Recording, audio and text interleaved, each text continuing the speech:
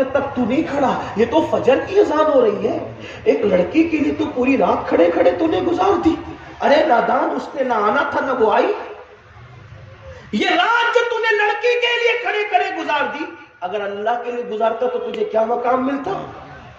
بے وفاؤں کے لیے اتنی قربانیاں، اور خالق وفا کے لیے کوئی وفا نہیں۔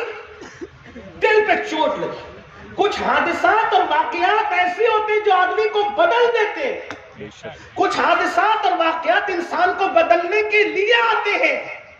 دل پہ چوٹ لگی، آنکھ میں آنسو آئے، نگاہیں آسمان کی طرف اٹھی، مولا بہت دور چلا گیا تھا تجھ سے، معاف کر دے مجھے، اب نہیں جاؤں گا کسی کے پاس، اب اپنا بنا لے، تیرا بن کے رہوں گا۔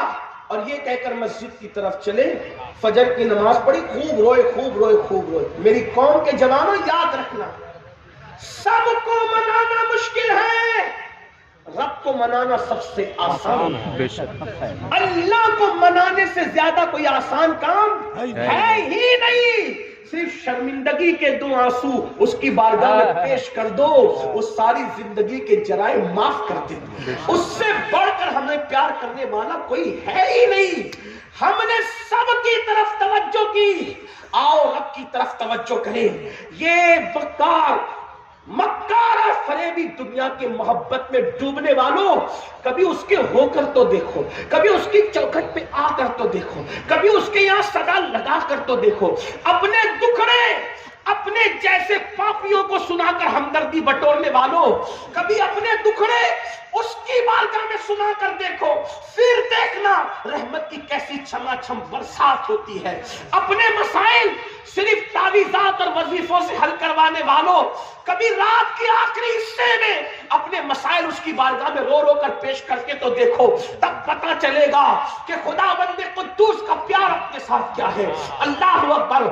مسلمان جب تک اپنے مسائل اللہ کی بارگاہ میں رکھتا تھا، مسلمان کبھی ذلیل نہ تھا، کبھی رسوا نہ تھا۔